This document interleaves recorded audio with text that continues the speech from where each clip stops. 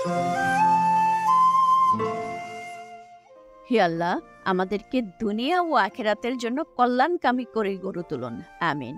আসসালামু আলাইকুম রহমতুল্লাহি ওয়া বারাকাতুহু। বন্ধুরা, স্বাগতম জানাচ্ছি আজকের নতুন এর ভিডিওতে। আপনাদের সাথে আছি আমি শাহিনুর সিদ্দিকা।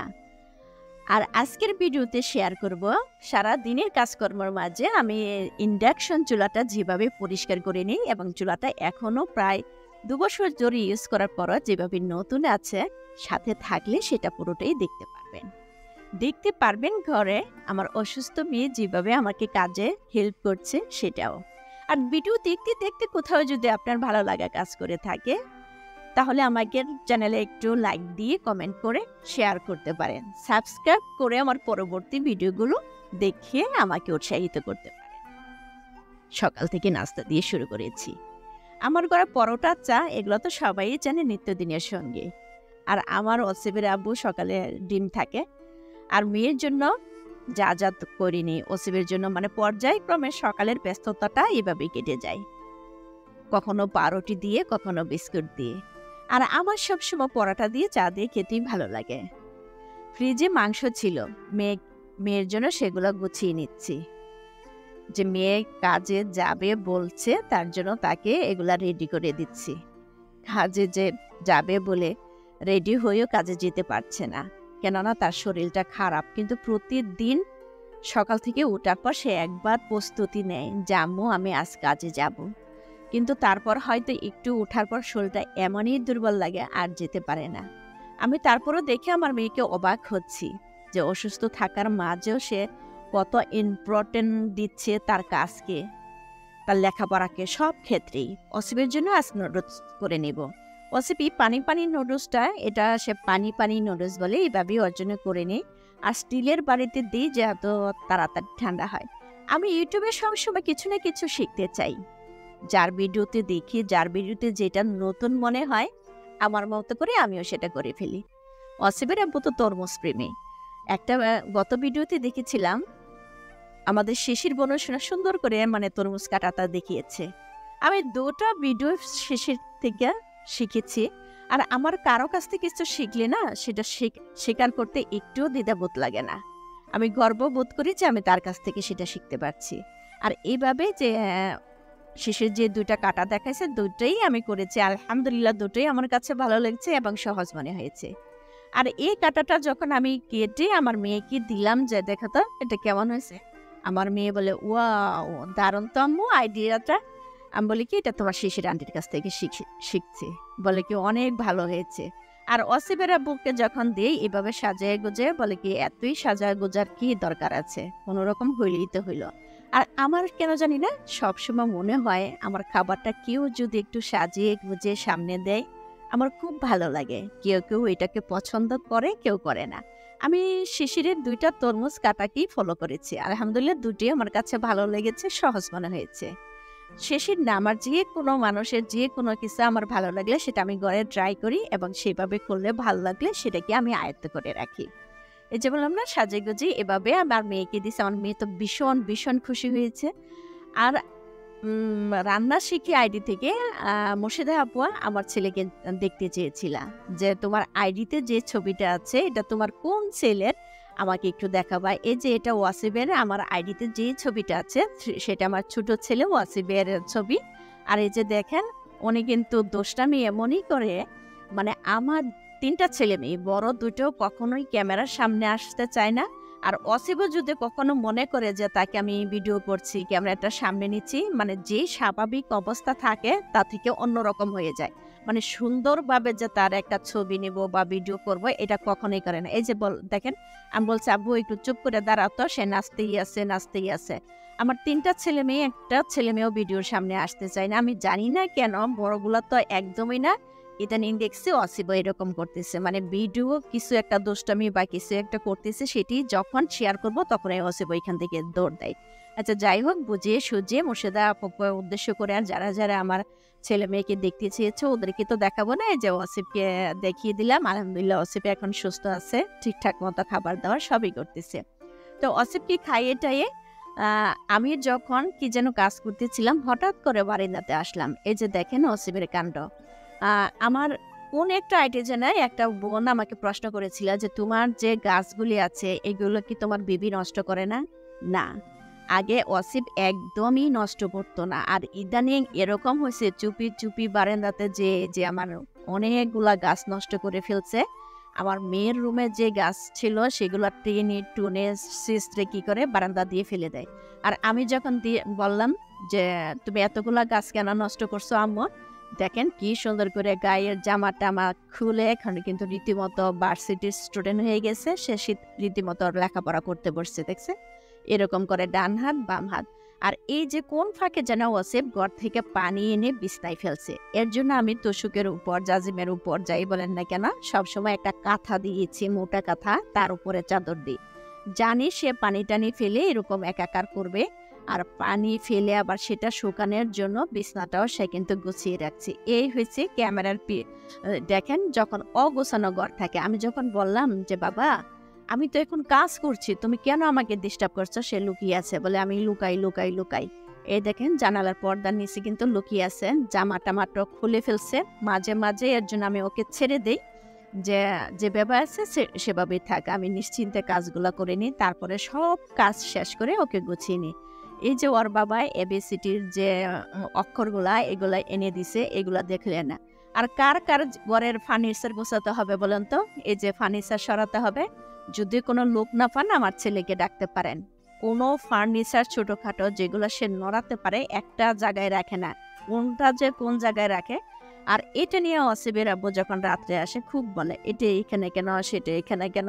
এটা বোঝাতে পারি না যে ওনার ছেলে তো সারাক্ষণই ব্যস্ত বাসায় কাজকর্ম নিয়ে। আমার ঘরে আচার তেমন বানানো হয় না, কিন্তু এবার যে আচারগুলো বানিয়েছি অলরেডি আমার 2 ছেলে মেয়ে শেষ করে ফেলছে। আর আমার মেয়ে বলতেছিল আম্মু তোমার আচার কিন্তু শেষ হয়ে যাচ্ছে, আর একটু আচার করে রাখো। তাহলে এখন চিন্তা করছি আর একটু ঝুরি আচার করব। সেটার জন্য আম এনে কুচিয়ে হলুদ মরিচ দিয়ে এটা কিন্তু রোদ্রে দিব। ঝুরি আচারের সাথে দিতে হয় পেঁয়াজ। পেঁয়াজ দিয়ে ঝুরি আচারটা করলে আমার সাথে খুবই ভালো হয়। আর পেঁয়াজ কুচি কুচি করে কেটে এর সাথে হলুদ মরিচ দিয়ে ভাবলাম আমার বারান্দাতে প্রচন্ড রোদ আসে, এখানে শুকাতে দিব। কিন্তু এক হয়েছে আমার মেয়ে সোনা, আর এক হয়েছে আমার ওয়াসিফ, দুজনের জন্য একসময় হয়তো শুকাতে শুকাতে যায় দেখবো কিছুই আর ডিশের মাঝে অবশিষ্ট থাকবে না, সব বারান্দা দিয়ে ফেলে দিব। তাই চিন্তা করলাম যে কষ্ট হলো একটু ছাদে এগুলা শুকাতে দিই। আর এগুলা একটু ঝুরি আচারটা করার জন্য শুকিয়ে নিলে খুব ভালো হয়। মেয়েকে নিয়ে চলে গেলাম ছাদে। ছাদে যাওয়া বা কোথাও যাওয়া আর একটু ঝামেলা। এই রোদ্রের মাঝে দেখা গেছে বোরকা পরো, হিজাব পরো, আর সেভাবে ঘর থেকে বের হলে তো এগুলা ছাড়া বের হওয়া যায় না।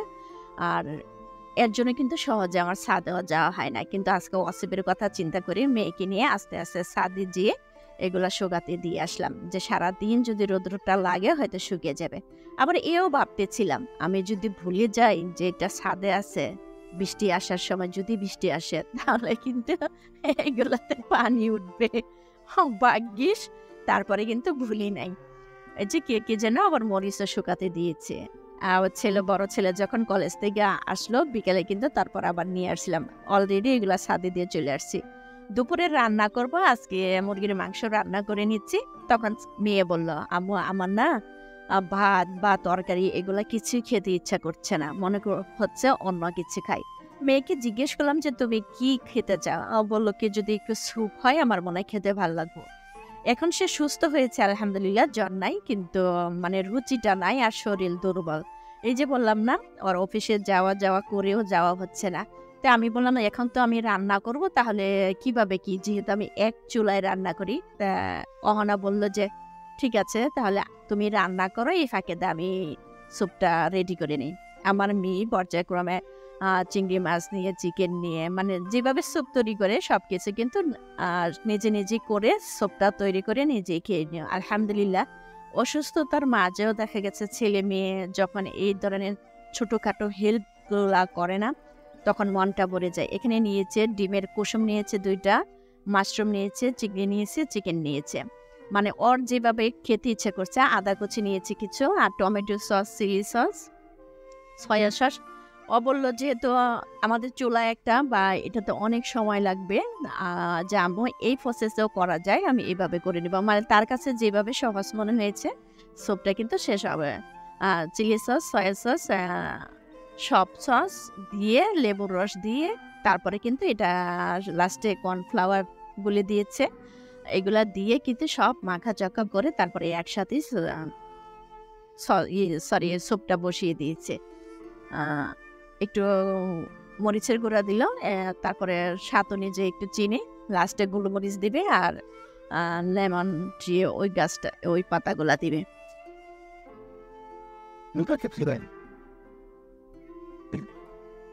কোনো সময় মনে হয় না যে আমার যখন খারাপ লাগে বা কাজ করতে ইচ্ছে করে না বা কোনো কিছু তৈরি করেও দিতে ইচ্ছে করে না, তখন হঠাৎ ছেলে মেয়ের বা ফ্যামিলির কেউ যদি কাজে দেখবেন সহযোগিতা করে বা আপনার কাজটাকে এগিয়ে নিয়ে যায়, আমার কাছে তো খুব ভালো লাগে।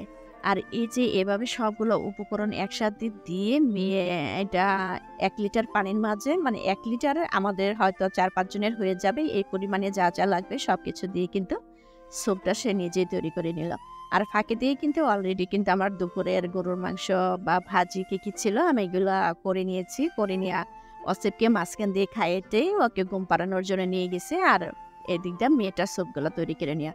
আর এগুলো রান্নার শেষে দেখাবো আমার ঘরের যে ইন্ডাকশন চুলাটা আছে আমি এটা কিভাবে পরিষ্কার করি, বা আপনি কোন পর্যায়ে গেলে বুঝবেন যে আপনার ইন্ডাকশন চুলাটা বা ইনফ্রারেড চুলাটা ডিপ ক্লিন করতে হবে।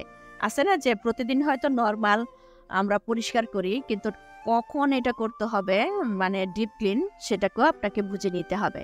আর এই তো এভাবে মেয়ের স্যুপটা রান্না করে নিয়েছে। আর আমাকে বলতেছিল যে আম্মু এটা আরেকটু ঘন হইলে আরেকটু বেশি ভালো লাগতো, কিন্তু আমি কিন্তু মাঝখানটা পন্ডিতি করে আরেকটু পানি দিয়েছিলাম, মনে করছিলাম যে এটা হবে না এর জন্য। কিন্তু স্যুপটা রান্না করে দেখা গেছে ওর বাবা দুপুরবেলা আজকে বাসায় চলে আসছিল, আগে তার বাবাকে নিয়ে দিল যে বাবা তুমি খেয়ে দেখো তো কেমন হয়েছে। খেতে কিন্তু আলহামদুলিল্লাহ খারাপ হয় নাই, যাই করছে শুক্রিয়া। তারপর কিন্তু মেয়ের রান্না শেষে আমার পাট শাক করেছিল, আমি সেটাও করে নিলাম। আর এই যে চুলার কথায় যে কথাটা বললাম না, চুলাতে ইন্ডাকশন বা ইনফ্রারেডে আপনি রান্না করতে করতে এক সময় দেখবেন যে চুলার থেকে যেন একটা এরকম একটা আওয়াজ আসছে, মানে একটা শব্দ আসছে অন্যরকম। তখন আপনি বুঝবেন যে আপনার চুলাটা পরিপূর্ণ ডিপ ক্লিন করতে হবে। আর আমি যেভাবে ক্লিন করে থাকি, আর আমারটা যেহেতু ইন্ডাকশন চুলা, এটা ঠান্ডা হইতে বেশিক্ষণ না। এই যে দেখেন চুলাটা উল্টিয়ে দেখি যে এখানে যে ফ্যানটা চলে এটা অলরেডি কিন্তু এই যে এভাবে মানে কি বলে ধুলা টুলা দিয়ে এই যে ভরে গেছে, এর জন্যই কিন্তু শব্দটা আসতেছে। এটা যদি যখন আপনার এই বাতাস যাওয়াটা বন্ধ হয়ে যায় তখন কিন্তু চুলা থেকে একটা শব্দ আসে। আর এটা আমি সবসময় শুকনো একটা ব্রাশ দিয়ে প্রথম হালকা করে যে জোল টোল বা ধুলাগুলো আছে এগুলো পরিষ্কার করে নিই। আর এর মাঝে একটু আমি এক টুকরা লেবু চিপড়িয়ে একটু ভিনেগার দিয়ে আর একটু বিম দিয়ে একটা মানে কি বলে একটা ক্লিনার তৈরি করে আমি এটা করে নিই। অনেক সময় দেখা গেছে লেবু থাকলে লেবুই বা বিম থাকলে আপনার কাছে যেটি থাকে না কেন সেটা দিয়ে করেন। আমি বেশিরভাগ দেখা গেছে লেবু দিয়ে ওই পরিষ্কার করে ফেলি বা অনেক সময় বিম দিয়েও করে ফেলি। আর আজকে যেহেতু উপকরণগুলো ৩টেই আমার সাথে ছিল, তারপরে ৩টে দিয়ে ডেকে চিপড়িয়ে আমি প্রথমে ব্রাশ দিয়ে সবগুলা মানে ধুলা টুলা যা ছিল পরিষ্কার করে এইভাবে দিতে দেখছি সমস্ত ময়লাগুলো কিন্তু উঠে গেছে। প্রথম মানে নিচের সাইড উপরের সাইড এভাবে দিছি। আর এটা কিন্তু প্রতিদিন করতে হবে না, প্রতিদিন আপনি উপরেরটাই করতে পারেন। আর নিচেরটাই এই যে এই জায়গাটা পিছনের সাইডটা এটা মাসের বা সপ্তাহে বা 15 দিনেও করতে পারেন। আপনি নিজেই বুঝে যাবেন ব্যবহার করতে করতে একটা শব্দ আসবে। আমার এটা যখন শব্দ আসে কিছু বসাইলেই একটা মানে যা শব্দের মতো করে একটা শব্দ আসছে, আমি তখনই কিন্তু এটা ক্লিন করে নিই। তারপরে উপরের সাইডটা করে নিলাম আর সাইডগুলো যে আছে এটা ব্রাশ দিয়ে পরিষ্কার করে নিব। আর এটা যেহেতু ইন্ডাকশন চুলা, এটা মানে রান্না করার পর খুব তাড়াতাড়ি এটা ঠান্ডা হয়ে যায়, ১-১.৫ মিনিটের মাথায় এটা হাত দিতে পারি। আর যেটা ইনফ্রারেড এটা তো আপনি ঠান্ডা না হওয়া পর্যন্ত আপনি এটা ক্লিন করতে পারবেন না। আর এই যে এই ক্লিনটা এভাবে কিন্তু প্রতিদিন রান্না দেখা গেছে আমার রান্নার সাথে করে ফেলে, কোনো সমস্যা হয় না। তাহলে যদি আপনার ভালো লাগা কাজ করে থাকে এভাবে কিন্তু ২-৩ বছর ধরে, আর তারপরে আপনারা দেখছেন এটাতে আমি লোহার কম জিনিস ব্যবহার করছি, মানে যে হাঁড়িগুলো যাচ্ছে আলহামদুলিল্লাহ কিন্তু খুব ভালো সার্ভিস দিচ্ছে। এভাবেও আপনারা করে নিতে পারেন। আর রোদ্রে যে আচারগুলো দিয়ে আসছি, হঠাৎ করে মনে পড়লো যে আসলে তো আচারগুলো আনা হয়নি।